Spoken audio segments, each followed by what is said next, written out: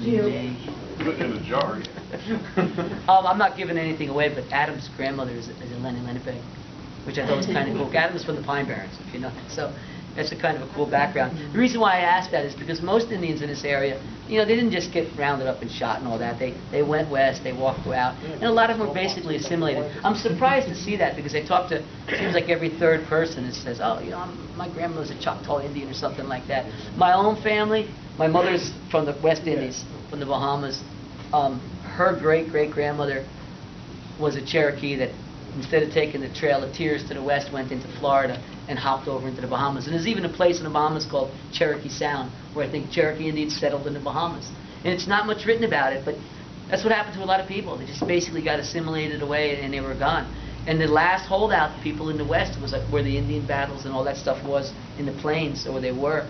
You know, that was pretty much the end of it. After that, Buffalo Bill rounded up people and had Wild West shows and things like that, just so people could remember what it was like. And then it was over. So they opened up casinos. Casinos? 7-Elevens. Oh, that's, sorry. Oh, Jay's not here, is he? What's the two-bladed one on the This is, you know, this one looks kind of newer. It has numbers on it. I got this from Frank Slaughter, who had a big collection, was the guy's name.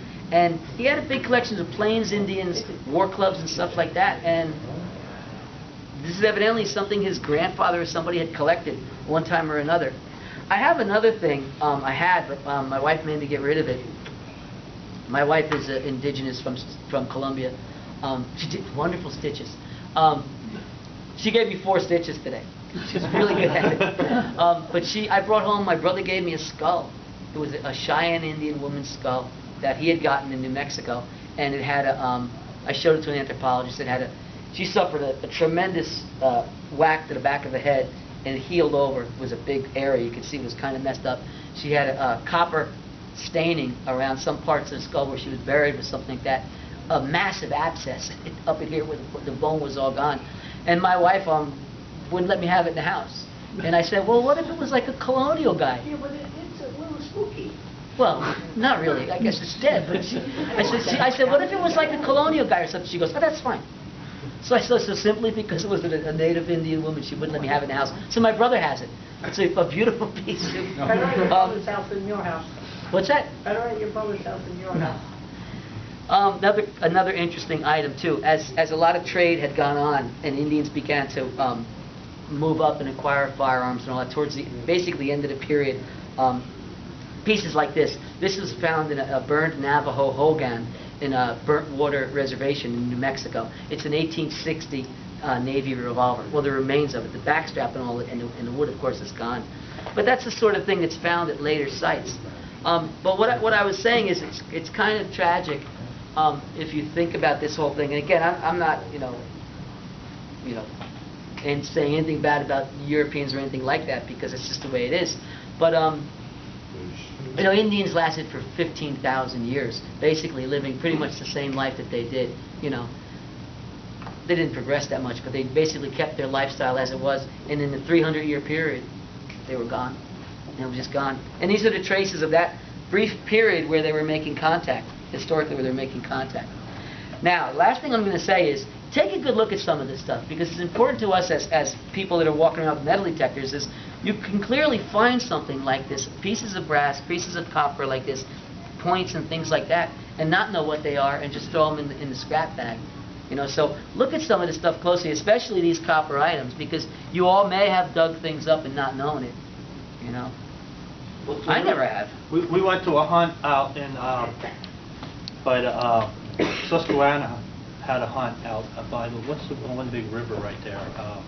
Susquehanna River. And the field where we had the hunt right there, they found some copper triangular points, and the one guy was all excited because he said that was a trade item, basically from the Indians. He said, you know, they would trade for a copper coffee pot or teapot. Mm-hmm.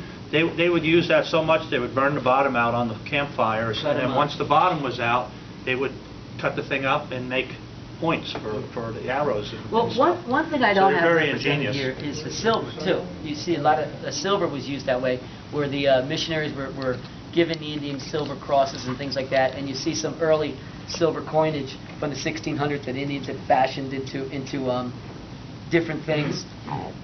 You know, you have to think about it. I mean, I have hundreds and hundreds, as well as you, arrowheads, if not thousands of arrowheads. They're actually fairly common. You know, common implement used for thousands and thousands of years. This is a brief period, you know, and so that the little window to find some of this copper stuff or some of this trade stuff is small and makes it even that much more special. And again, like I said, it was the beginning of the end, so it's just you know, kind of a poignant sort of a thing. The beads are beautiful. I'd be happy to take some out, let you guys look at them and all that stuff. That's pretty much it. Anybody have questions for Pete?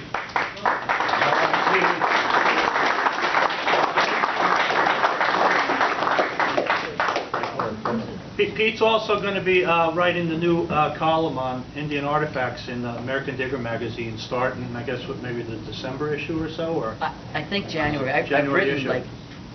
like 4 months already, so. Yeah, he sent in a couple Yeah. articles already, so we got to look for that Yeah. coming out. That's going to be a great thing. He has Pete's basement is like a museum. You can't imagine the amount of Indian artifacts and crocodiles and Civil War projectiles, World War II helmets. I mean, it's like a little private museum down there. He's got some collection of stuff. My mother. Curator. Yeah. It's like a jackalope down there. Yeah. I don't have a jackalope. I'd like to have one. But You know, There's a Christmas store- is coming. There's a store in the Paramus Mall, Route 17, that sells all Native American things, and it has a big sign saying, in 1492, the invasion started. Mm. There were 100 million Native Americans when Columbus landed, and we know now what happened to them. Yeah. Most of them are gone. Well, a fair amount of them died